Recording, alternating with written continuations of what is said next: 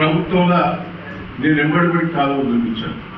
మీ వర్తనపేట దగ్గర మన కొత్తపల్లి కూడా చంద్రబాబు తీసుకొచ్చి శంకుస్థాపన చేసిన, టీకాజ్పేట దగ్గర శంకుస్థాపన చేసిన, కాలువలు ముమ్మరం చేసిన, మైలారం రిజర్వాయర్ కట్టాము. నీళ్లు అవన్నీ కట్టిన తర్వాత నీళ్లు బంద్ అయ్యింది. పాపం కేసీఆర్ గారు కాళేశ్వరం కట్టి వద్దనట్టు నీళ్ళు ఇచ్చిండు, వద్దనట్టు నీళ్ళు ఇచ్చిన మహానుభావుడు కేసీఆర్. లేబర్తో ఫోన్ చేసిండు, నాకు సార్ పొలాలు చూసుకున్నందుకు నీళ్లు ఉండే సార్, నీళ్ళు బంద్ చేయండి అంటే ఆ పరిస్థితి. ఇప్పుడు ఆఖరి వాళ్ళు ఎడారైపోయింది. మనం ఒక విజన్, కేసీఆర్ గారు నీళ్లు రావాలని నీళ్లతో చేశారు.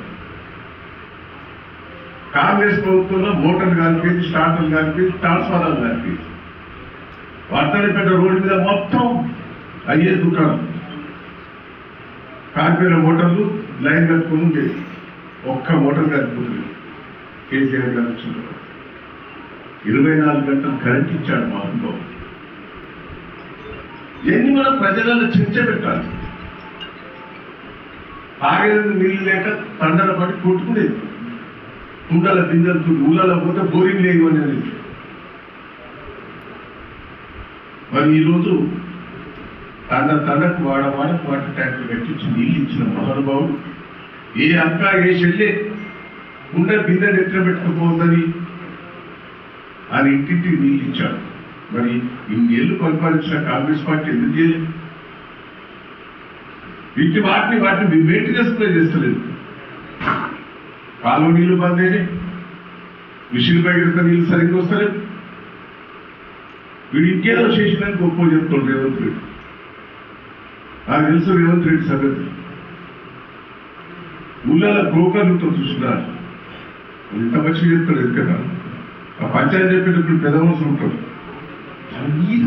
చెప్పే ముచ్చట ఇంటాడే సంబరాలు అనిపిస్తుంది. అబద్ధాలు నిజం చెప్తారు, నిజం అబద్ధాలు కూడా చెప్తారు. వాళ్ళు 7 పైసలు ఇస్తాడే ఆ చుట్టూలు ఊళ్ళో ఉంటారు కదా. దొంగతనం చేసినా చేయలేదు అని కూడా వాదిస్తున్నారు, మంచిగా వాదిస్తున్నారు. రేవంత్ రెడ్డి అంతకంటే మించినోడు. కాలాంతకు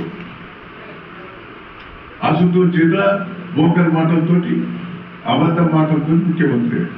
ఇక ప్రతిమూలంతా ఏం చేద్దాం, ఏం దొరుకుతుందని ఆలోచించి పనిచేశారు.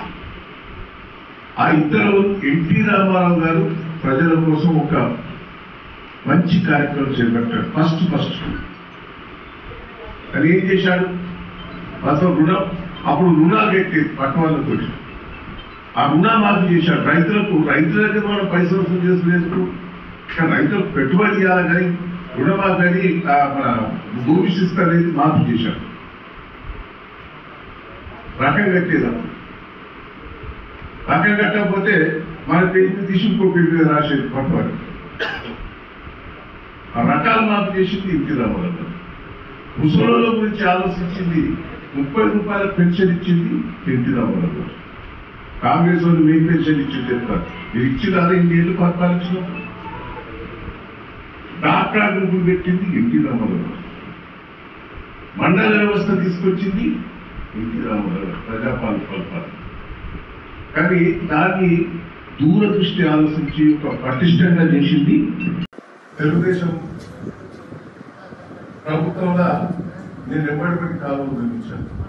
మీ వర్తనపేట దగ్గర మన కొత్తపల్లి కూడా చంద్రబాబు తీసుకొచ్చి శంకుస్థాపన చేసిన, టీకాజ్పేట దగ్గర శంకుస్థాపన చేసిన, కాలువలు ముమ్మరం తీసిన, మైలారం రిజర్వాయర్ కట్టాము. నీళ్లు అవన్నీ కట్టిన తర్వాత నీళ్లు బంద్ అయింది.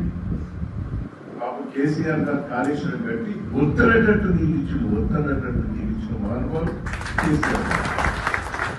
లేబర్తో ఫోన్ చేసేది, నాకు సార్ పొలాలు చూసుకున్నందుకు నీళ్లు ఉండే సార్, నీళ్ళు బంద్ చేయండి అంటే ఆ పరిస్థితి. ఇప్పుడు ఆఖరి వాళ్ళు ఎడారైపోయింది. మనం ఒక విజన్, కేసీఆర్ గారు నీళ్లు రావాలని నీళ్లతో చేశారు. కాంగ్రెస్ ప్రభుత్వంలో మోటార్లు కలిపేది, స్టార్టర్లు కలిపేది, ట్రాన్స్ఫార్మర్లు కలిపేది.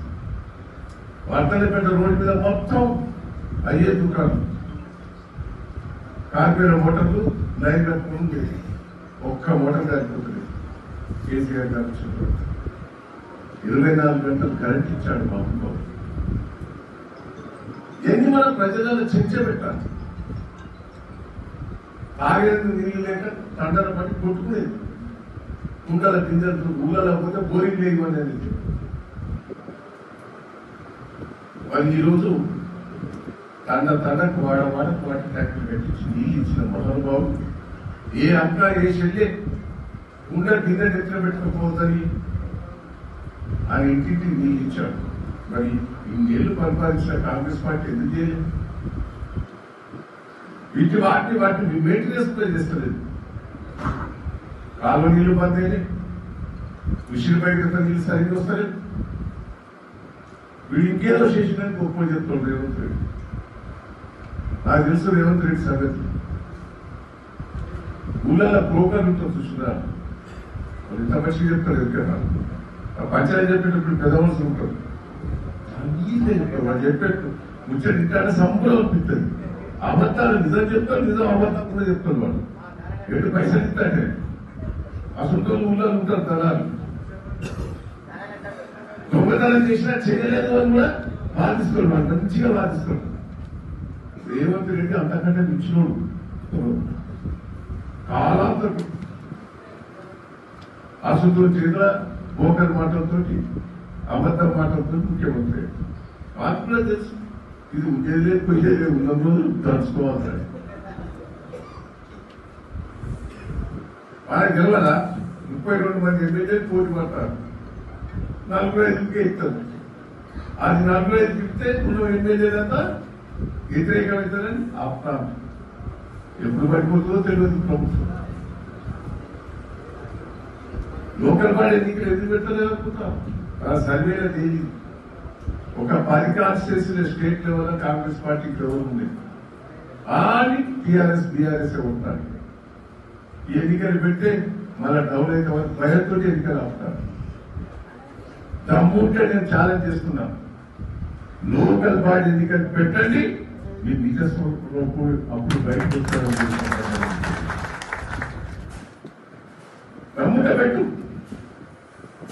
నువ్వు గెలిస్తే అప్పుడు మేము దేనికంటే దాన్ని పెట్టలేదు.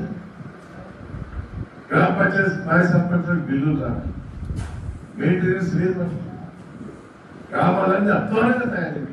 మరిన్ని వీడియోస్ కోసం ఛానల్ ని సబ్స్క్రైబ్ చేయండి. లేటెస్ట్ అప్డేట్స్ కోసం వాట్సాప్ ఛానల్ ని ఫాలో అవ్వండి. ఆ లింక్ డిస్క్రిప్షన్ లో ఉంది.